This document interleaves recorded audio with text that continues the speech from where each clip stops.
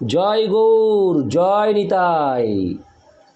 আজ 27শে জ্যৈষ্ঠ 1433 ও 11ই জুন 2026 বৃহস্পতিবার, একাদশী কমলা। এই কমলা একাদশীর দিন আমি শ্রী চৈতন্য চরিতামৃত পাঠ করছি। আজ আমি পাঠ করছি মধ্যলীলা দ্বিতীয় খণ্ড পঞ্চদশ পরিচ্ছেদ সার্বভৌম ভট্টাচার্যের গৃহে শ্রী চৈতন্য মহাপ্রভুর প্রসাদ সেবার শ্লোক 19 থেকে 38।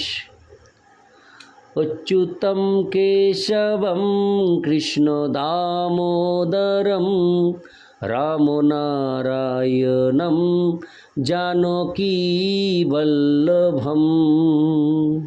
শ্লোক 19। কানাঙ্গী খুটিয়া আছেন নন্দ বেশ ধরি, জগন্নাথ মাহাতি হঙ্গাছেন মানে হয়েছেন ব্রজেশ্বরী। শ্লোকার্থ: কানাঙ্গী খুটিয়া নন্দ মহারাজের বেশ ধারণ করেছিলেন এবং জগন্নাথ মাহাতি মা যশোদা সেজেছিলেন। ইতি শ্লোক 19। শ্লোক 20। আপনে প্রতাপরুদ্র আর মিশ্র কাশী, সার্বভৌম আর পরিছা পাত্র তুলসী। শ্লোকার্থ: সেই সময় কাশী মিশ্র, সার্বভৌম ভট্টাচার্য এবং তুলসী পরিছা পাত্রসহ মহারাজ প্রতাপরুদ্র সেখানে উপস্থিত ছিলেন। ইতি শ্লোক 20। শ্লোক 21। ইহা সবা লঙ্গা অর্থাৎ লয়ে প্রভু করে নৃত্য রঙ্গ, দধিদুগ্ধ হরিদ্রা জলে ভরে সবার অঙ্গ। শ্লোকার্থ: তাদের সকলকে নিয়ে মহাপ্রভু নানা রঙ্গে নৃত্য করলেন এবং দধি, দুধ ও হলুদ জল সকলের গায়ে ছেটালেন। ইতি শ্লোক 21। শ্লোক 22। অদ্বৈত কহে সত্য কহি না করিহ কোপ, লগুড় ফিরাইতে পারো তবে জানি গোপ। শ্লোকার্থ: তখন শ্রীল অদ্বৈত আচার্য প্রভু বললেন, রাগ করো না, যদি লঘুর ফেরাতে পারো তবে বুঝতে পারবো যে তুমি সত্যি সত্যি গোপ বালক। ইতি শ্লোক 22। শ্লোক 23। তবে লঘুর লঙ্গা প্রভু ফিরাইতে লাগিলা, বারবার আকাশে ফেলি লুফিয়া ধরিলা। শ্লোকার্থ: তখন শ্রী চৈতন্য মহাপ্রভু লঘুর ফিরাতে লাগলেন, তা বারবার আকাশে ছুটতে লাগলেন এবং তারপর তা লুফে ধরতে লাগলেন। ইতি শ্লোক 23। শ্লোক 24। শিরের উপরে পৃষ্ঠে সম্মুখে দুই পাশে, পাদ মধ্যে ফিরায় লঘুর দেখি লোক হাসে। শ্লোকার্থ: মাথার উপরে পৃষ্ঠে সম্মুখে দুই পাশে এবং পায়ের মধ্য দিয়ে তিনি লঘুর ঘুরাইতে লাগলেন এবং তা দেখে সকলে হাসতে লাগলেন। ইতি শ্লোক 24। শ্লোক 25। অলাথ চক্রের প্রায় লঘুর ফিরায়, দেখি সর্বলোক চিত্তে চমৎকার পায়। শ্লোকার্থ: অঙ্গার খণ্ড তীব্র বেগে ঘুরালে যেমন তাকে একটি ব্যাপক অগ্নিময় চক্র বলে মনে হয়, শ্রীচৈতন্য মহাপ্রভু সেই রকম দ্রুতভাবে লাঠি ঘোরাতে লাগলেন এবং তা দেখে সকলে অত্যন্ত চমৎকৃত হলেন। ইতি শ্লোক 25। শ্লোক 26। এই মত নিত্যানন্দ ফিরায় লঘুর, কে বুঝিবে তাহা দুহার গোপভাব গুড়। শ্লোকার্থ: নিত্যানন্দ প্রভুও সেইভাবে লাঠি ঘোরাতে লাগলেন, তাদের দুজনের গূঢ় গোপভাব কে বুঝতে পারে? ইতি শ্লোক 26। শ্লোক 27 থেকে 28। প্রতাপরুদ্রের আজ্ঞায় পরিছা তুলসী, জগন্নাথের প্রসাদ বস্ত্র এক লঙ্গা আসি। বহুমূল্য বস্ত্র প্রভু মস্তকে বান্ধিল, আচার্যাদি প্রভুর গণেরে পরাইল।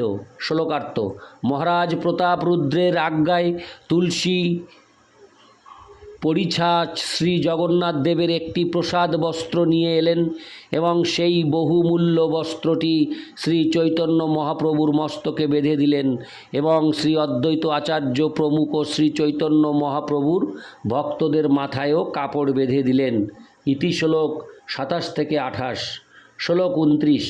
কানাঙ্গি খুটিয়া জগন্নাথ দুইজন আবেশে বিলাইল ঘরে ছিল যত ধন। শ্লোকার্থ ভগবৎ প্রেমানন্দের আবেশে কানাই খুটিয়া এবং জগন্নাথ মাহাতি, যারা নন্দ মহারাজ এবং মা যশোদা সেজেছিলেন, তাদের ঘরে যত ধন সম্পদ ছিল তা সব বিলিয়ে দিলেন। ইতি শ্লোক 29। শ্লোক 30। দেখি মহাপ্রভু বড় সন্তোষ পাইলা, মাতা পিতা জ্ঞানে দুহে নমস্কার কইলা। শ্লোকার্থ তা দেখে শ্রী চৈতন্য মহাপ্রভু অত্যন্ত সন্তুষ্ট হলেন এবং মাতা পিতা জ্ঞানে তাদের দুজনকে নমস্কার করলেন। ইতি শ্লোক 30। শ্লোক 31। পরম আবেশে প্রভু আইলা নিজ ঘর, এই মত লীলা করে, হরে কৃষ্ণ, লীলা করে গৌরাঙ্গ সুন্দর। শ্লোকার্থ তারপর পরম আবেশে শ্রী চৈতন্য মহাপ্রভু তার বাসস্থানে ফিরে গেলেন। এইভাবে গৌর সুন্দর তার লীলা বিলাস করেছিলেন। ইতি শ্লোক 31। শ্লোক 32 থেকে 33। বিজয়া দশমী লঙ্কা বিজয়ের দিনে বানর সৈন্য কইলা প্রভু লঙ্কা ভক্তগণে। হনুমান আবেশে প্রভু বৃক্ষ শাখা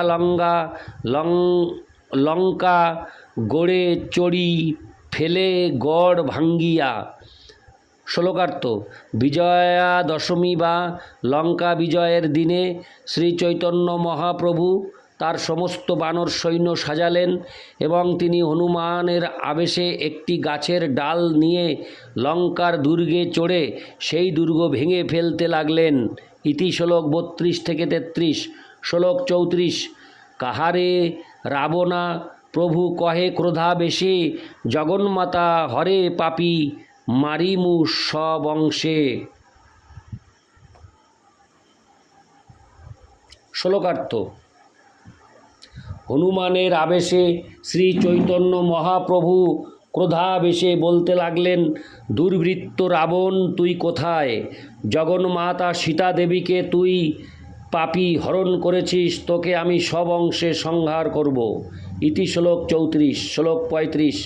গোসাঙ্গীর আবেশ দেখি লোকে চমৎকার, সর্বলোক জয় জয় বলে বারবার। শ্লোকার্থ শ্রী চৈতন্য মহাপ্রভুর এই আবেশ দেখে সকলে চমৎকৃত হলেন এবং তারা বারবার জয়ধ্বনি দিতে লাগলেন। ইতি শ্লোক 35। শ্লোক 36। এই মত রাসযাত্রা আর দীপাবলি, উত্থান দ্বাদশী যাত্রা দেখিলা সকলি। শ্লোকার্থ এইভাবে শ্রী চৈতন্য মহাপ্রভু এবং তার সমস্ত ভক্তরা রাসযাত্রা, দীপাবলি, উত্থান দ্বাদশী ইত্যাদি সমস্ত উৎসবে অংশগ্রহণ করলেন। তাৎপর্য কার্তিক মাসে অমাবস্যার দিনে দীপাবলি উৎসব হয়। সেই মাসের পূর্ণিমার দিন রাসযাত্রা বা শ্রীকৃষ্ণের রাসনৃত্য হয়। কার্তিক মাসের শুক্লা দ্বাদশীর দিন উত্থান মহোৎসব হয়। শ্রী চৈতন্য মহাপ্রভুর সমস্ত ভক্তরা এই সমস্ত মহোৎসবে যোগদান করেছিলেন। ইতি শ্লোক 36। শ্লোক 37। একদিন মহাপ্রভু নিত্যানন্দে লঙ্গা, দুই ভাই যুক্তি কইল নিভৃতে বসিয়া। শ্লোকার্থ একদিন শ্রী চৈতন্য মহাপ্রভু এবং নিত্যানন্দ প্রভু এই দুই ভাই নিভৃতে বসে কিছু যুক্তি করলেন। ইতি শ্লোক 37। শ্লোক 38।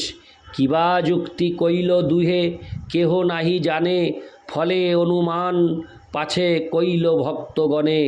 শ্লোকার্থ তারা দুজনে যে কি যুক্তি করেছিল তা কেউ জানত না, কিন্তু পরে সমস্ত ভক্তরা সে বিষয়ে অনুমান করতে পেরেছিলেন। ইতি শ্লোক 38। অচ্যুতম কেশবম কৃষ্ণ দামোদরম, রাম নারায়ণম জানকী বল্লভম। জয় গৌর, জয় নিতাই।